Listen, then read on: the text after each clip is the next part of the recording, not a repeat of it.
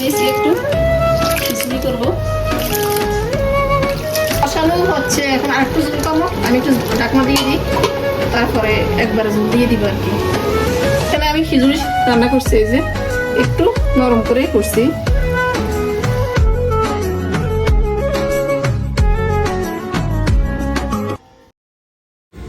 আসসালামু আলাইকুম। দেশ বিদেশ কাছে দূরে যে যেখান থেকে আমার ভিডিওটা দেখছেন সবাইকে জানে আন্তরিক ভালোবাসা আর শুভেচ্ছা। বরাবর মতো আপনাদের মাঝে চলে আসার মতন একটা ভিডিও নিয়ে আশা করি আপনাদের কাছে ভালো লাগবে।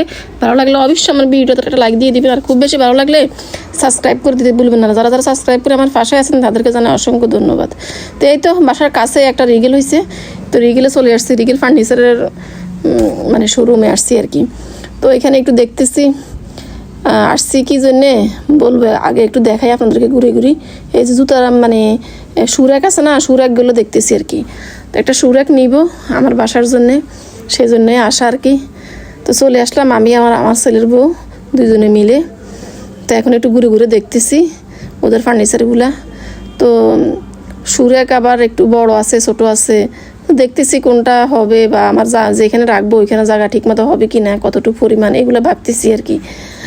আর এই তো এখন আলমারিগুলো দেখতেছে। তো রিগেলের মানে বুটগুলো আমার কাছে ভালোই লাগে, খারাপ লাগে না, ওদের বুটগুলার মানে টেক্সচার ভালো আর কি। তো এই তো এখন এই যে আরেকটা সুরেক, তো এটা দেখতেছি আমি কি, এটা অনেক বড়, এটা দরকার নাই, এটা জায়গা নিবে অনেক, আর আমার বাসায় এত জায়গা নেই, আমি জায়গা মেপে নিচ্ছি, ওই মাফে নিয়ে আসবো আর কি, এটাই ভাবছি আর কি। তো ঘুরে ঘুরে দেখতেছি।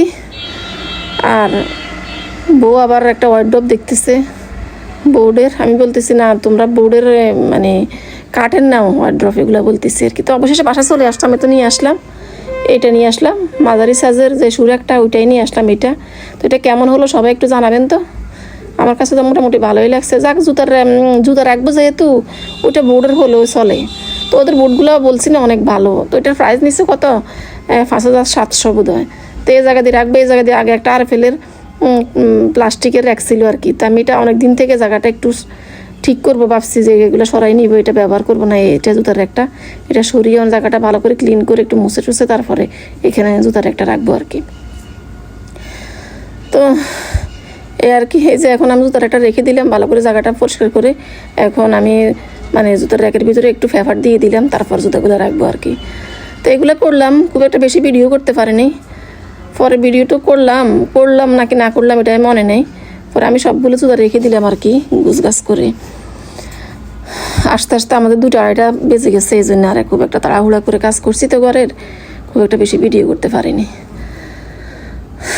তো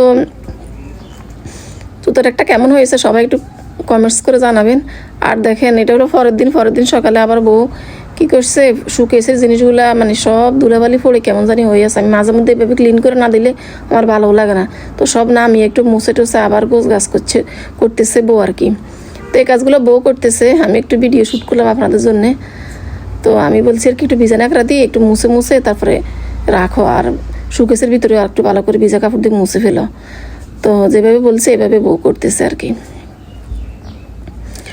আর আমার অনেকগুলা মানে প্লেট, কয়েকটা প্লেটের সেট নাই আর কি, কেমন জানি কোথায় কে নিল আমি নিজে করতে পারি না, জানি না। তো এই তো শেষ মুহূর্তে গোছানো হয়ে গেছে। এই যে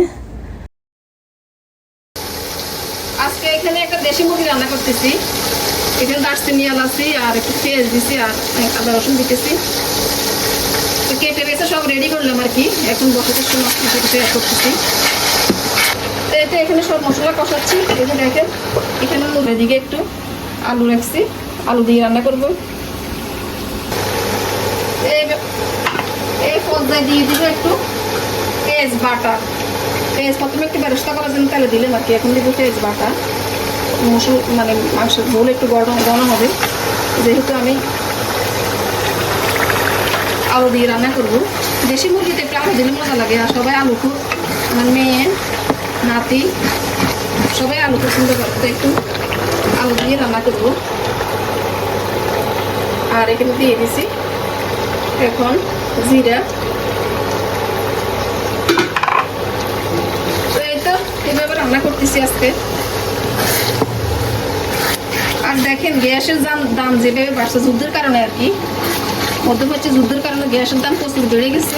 তো আমি কী করলাম, একটা চুলা, যে চুলাটা কিনলাম না কত বিদ্যুৎ এখনো দেখালো, ওই চুলাটা আজকে রান্না করতেছি। তো বেশ ভালোই, খারাপ না।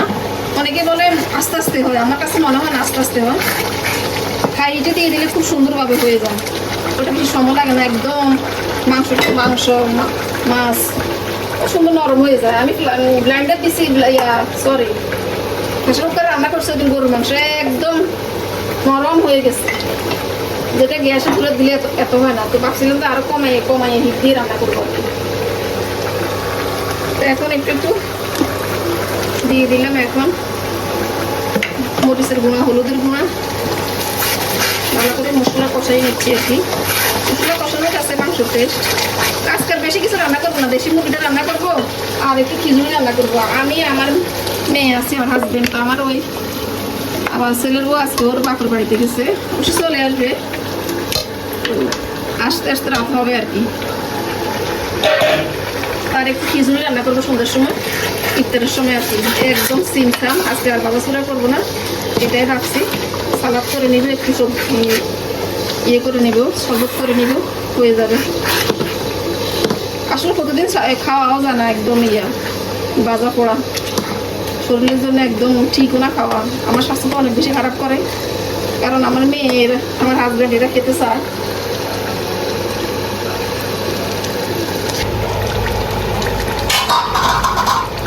আলু দিয়ে কতক্ষণ কষাচ্ছি, যে গোল বাইরে গেছে।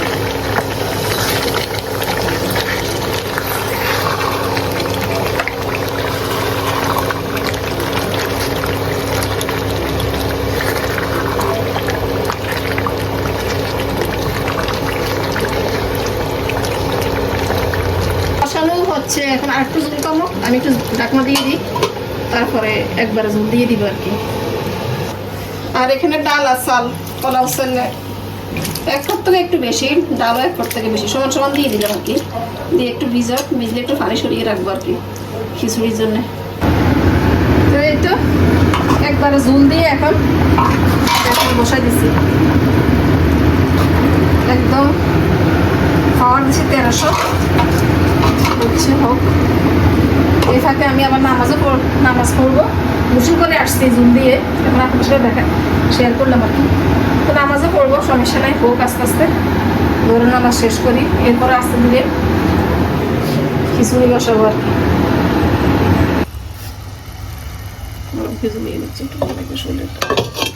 তো এখানে আমি খিচুড়ি রান্না করছি, এই যে একটু নরম করে করছি, নরম খিচুড়ি শরীরের জন্য ভালো।